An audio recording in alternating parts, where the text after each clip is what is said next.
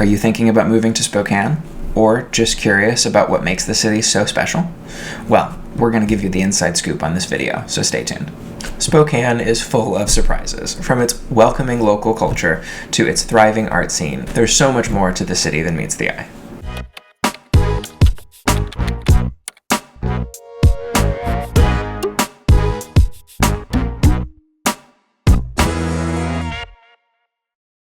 Welcome back to Living in Spokane, Washington. If you're new here, my name is Hunter Mackay, and I'm your local real estate broker. In today's video, we're going to cover all of the things that people might not know about Spokane that make this such a wonderful place. Let's dive in. Next, I want to talk about affordable living in Spokane, specifically compared to other West Coast cities. I know the comment section from every local Spokaneite who's been here for the last 30 years is going to erupt with, "Hunter, it's not affordable anymore." No, Susan, it's not compared to 1982. I fucking agree. But if you are like me, you might think to yourself, well, if it's so unaffordable in Spokane, like Susan says, where the hell am I going to move? Well, let's think about it. Spokane has a greater metro population of about 350,000 people. It has 2 Costco's, 2 Targets, 2 Walmarts, and Amazon delivery in 24 hours by Prime. You might say these are not important things. Yes, they are. Yes, they are. Your life revolves around the consumerism that you are not even aware is here.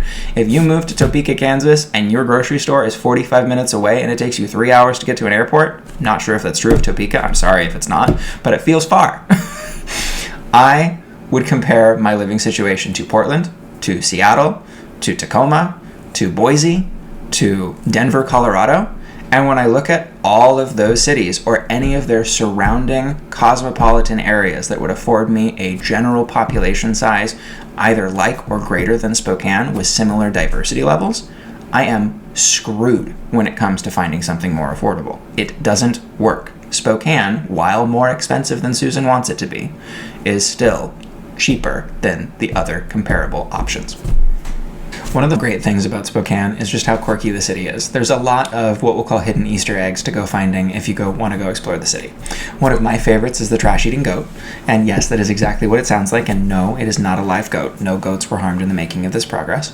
I would say go explore Riverfront Park and find the trash-eating goat. If you can't find it, ask a local to point you in the right direction. And if you have kids, they'll really enjoy throwing any trash you've got into the goat. One thing that really surprises newcomers to Spokane is its thriving art and culture scene. And I know a lot of people might be saying, Hunter, it's Spokane. Can that be the center of art and culture for the area? Well, it is. Not only do we have things like Stage Left Theater, a professional theater that puts on amazing productions, but we also have a local community theater that is always putting on new shows throughout the year. And a lot of locals have had really great experiences on and off Broadway and are still here providing their local experiences to the community here at Civic Theater. In addition to all of those experiences, we also have First Fridays, where local artists and musicians are able to showcase their work.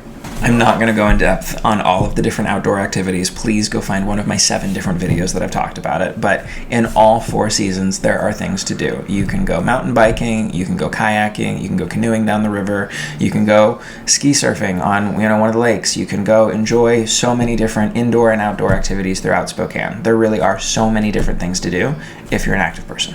So one of my favorite stories to tell people that really is still true to this day. When I moved to Spokane, now at this point 21 years ago, me, my mother, and my father, we had never lived in a city that was not 24 hours. And so we finished unpacking, we got done with what we were doing, and it was 9:30 at night, and we were hungry. There was one grocery store that was still open until 10:30. Nothing else in the entire area that we lived in at that time 20 years ago was open. Now Spokane is a little bit more 24/7 and there are options, but then there wasn't. So we hightailed it over to this one grocery store, made it there by 9:45, and we're walking around trying to get some food. There are still a few locals in the store, and so as we're walking through this aisle, knowing absolutely no one, this little old granny kind of is standing at the end of the aisle, and she just kind of stops, smiles at us, and waves. So we all got very confused, and I saw my parents being like, "Do you know her? Did they?" And like looking around. No, this little old granny was just like doing her nighttime shopping just like we were, and she's just like, "Hi locals, it's super nice to meet you." crazy! I know, you're probably thinking, Hunter, this story is from 21 years ago and we've had like 2 decades in COVID since then. There's no way people are still this nice. But they are. This is a really nice, charming city where people come here because of the local community and culture. Everyone is really happy to live here, even if they might not always tell you right away. It's fun to hate on Spokane, but if anyone else hates on Spokane, you'll quickly find that we all really love being here. Now that you know a little bit more about what makes Spokane so unique, I'd love to hear if you've been to the city or live here locally, what is special about Spokane to you? Don't forget to like, subscribe, and tune in for next time. Thanks for being here, everyone.